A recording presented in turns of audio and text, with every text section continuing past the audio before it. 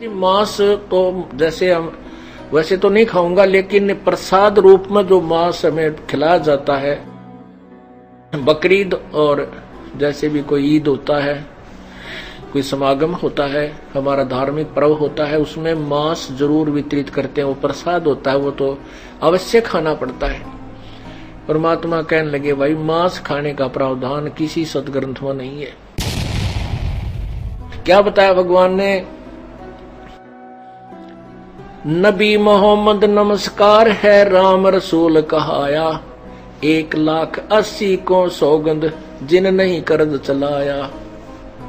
देखो, तुम हजरत मोहम्मद जी को अपना आदरणीय पूज्य मानते हो और उन्हीं की आड़ में तुम कह रहे हो कि वो भी मांस खाते थे, वो भी बकरीद मनाते थे। ये तुम्हारी बिल्कुल धारणा गलत है। तुम्हें ज्ञान नहीं है। तुम्हारे को लोक वेद के आधार पर निस्वार्थी लोगों ने, अज्ञानियों ने सेट कर रखा है, आधारित किया हुआ है। नबी मोहम्मद नमस्कार है, ये तो आदरणीय महापुरुष थे और वो भगवान के संदेश वाहक थे, रसूल थे। नबी मोहम्मद नमस्कार है, राम रसूल कहाया, 1,80,000 अनुयायी थे, हुए थे उस समय, मुसलमान बने थे हजरत मोहम्मद जी के। उन 1,80,000 को सौगंध जिन नहीं कर चलाया। उन्होंने तुम्हारी तरह कोई भी हिंसा नहीं की। मुसलमान धर्म में जू मारना या डेरे हो जाकर ये मारना भी निषेध है, ब्याज लेना भी निषेध है। तो क्या वो बकरे काटने की सलाह वो महापुरुष दे सकते हैं? कभी भी नहीं।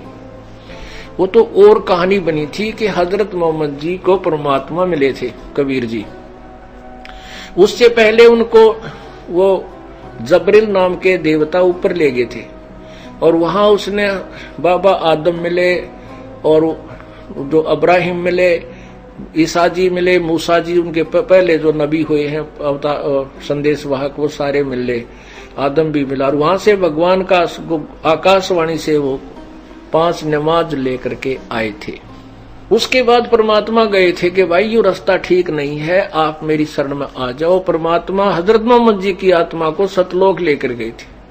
वापस जब छोड़ा तो अपने, क्योंकि उस समय तक हजरत मोहम्मद जी के कई शिष्य हो गए थे, हजारों की संख्या में, वह प्रभुता ना छूटी।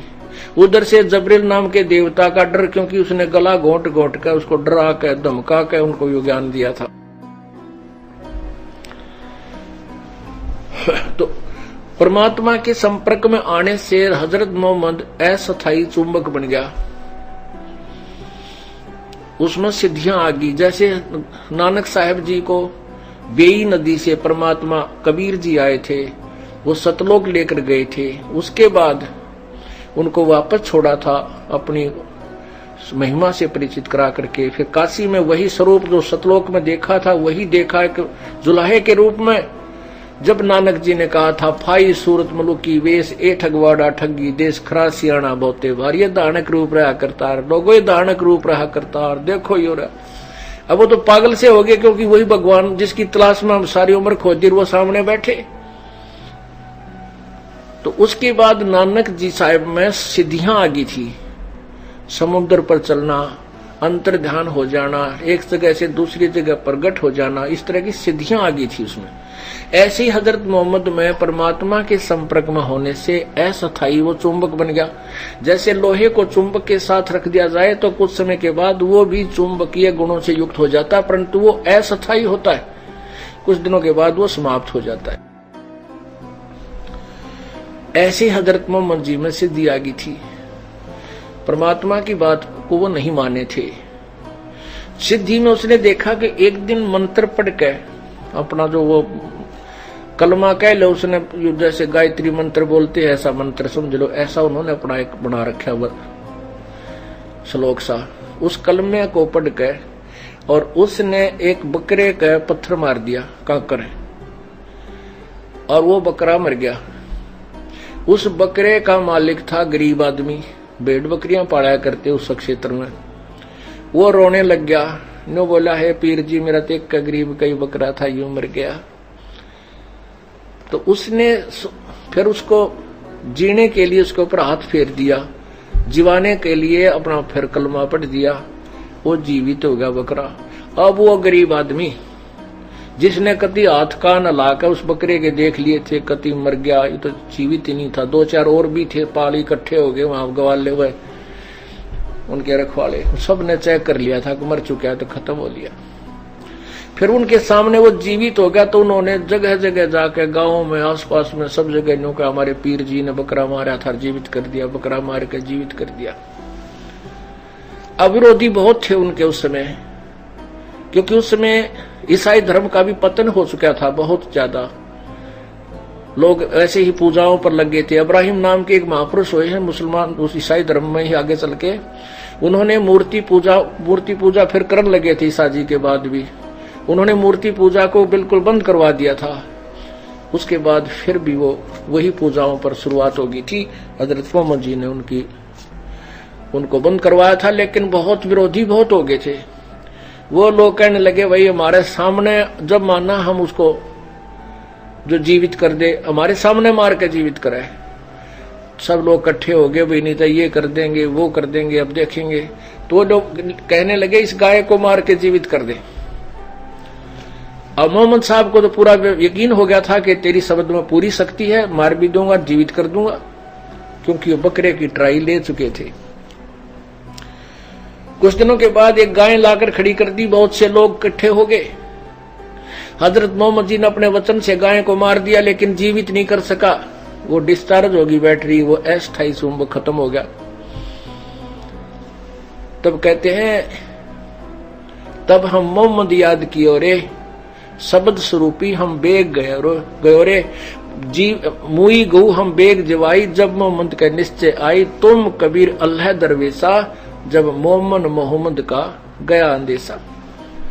परमात्मा को याद किया, जब अपनी बेइज्जती होती देखी हजरत मोहम्मद जी ने, क्या तो बात बिगड़ गई। जब अल्लाहू अकबर, ये सबसे बड़े भगवान,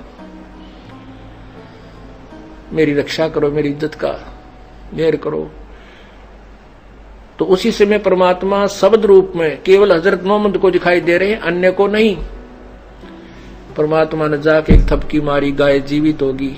लोग समझ रहे थे कि हजरत मोहम्मद जो दुआएं कर रहा है इसी से जीवित हो गई है। कहते हैं परमात्मा अपनी महिमा का भूखा नहीं है, अपनी प्यारी आत्मा को महिमा देकर कि भगवान में आस्था बनी रहेगी इन लोगों की, ये नास्तिक ना हो जाएं। काल चाहता है नास्तिक हो जाएं, गलत साधना करें, कुछ दिनों में इनको लाभ हो नहीं, फिर ये सब डाकू लुटेरे चोर ठग दारू दप्पा पीने लग जाएं और ये अपनी भक्ति को दूर हो जाएं। परमात्मा चाहता है कि जब तक ये तत्व ज्ञान प्रचार करने का समय आए तब तक ये आस्तिक बने रहे। अब क्या हुआ, उनके अनुयायियों ने दोनों दिन नोट कर लिए, जिस दिन बकरा मार के जीवित किया था और गाय मार के जीवित की थी।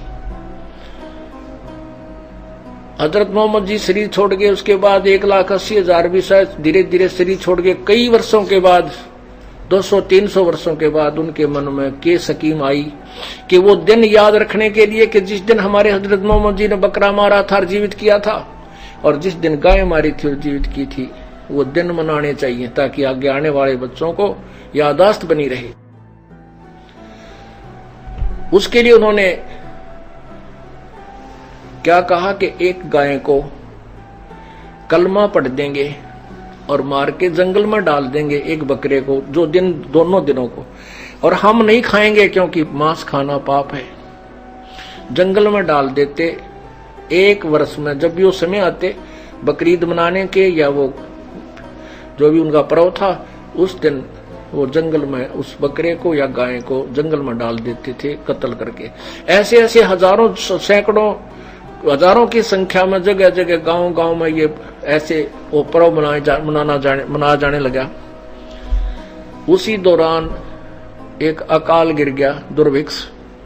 अकाल गिरने से हाहाकार मच गई, लोग भूखे मर रहे थे। उसी दिन वो पर्व आ गया गाय काटने का। वो गाय को हलाल करके धीरे धीरे काटना, गला भी प्यार से धीरे धीरे, इसलिए हलाल कहते हैं। उनकी अपनी स्कीम थी, या मोहम्मद साहब या उन नबियों की नहीं थी। उन्होंने वो सब जगह सब गांव में वो दिन पर्व मना करके और गाय बिस्मिल करके बाहर डाल दी गई। अब लोग भूखे मर रहे थे, 2-4 मुसलमानों ने उस गाय के मांस को पकाकर खा लिया। अन्य मुसलमानों ने देखा कि ये तो जुल्म कर दिया, इन्होंने मुसलमान होकर के मांस खा लिया। परमात्मा कहते हैं मुसलमान सो मांस छू है नहीं, मांस बखे सो गोला।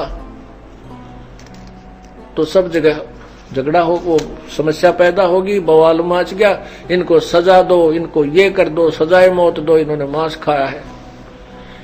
अब वो सारे पुजारी जो थे, काजी मुल्ला इकट्ठे हुए, भाई ये तो सब जगह शिकायत आ गई, हजारों लाखों हजारों संख्या में लोगों ने गड़बड़ कर दी, इनको सजा कैसे दी जा सकती। उन्होंने स्कीम बनाई कि ये फैसला सुना दिया, ये कैद हो कि कलमा पढ़ने से गाय का मांस पवित्र हो गया था, उन्होंने प्रसाद रूप में खाया है, उनको पाप नहीं लगा।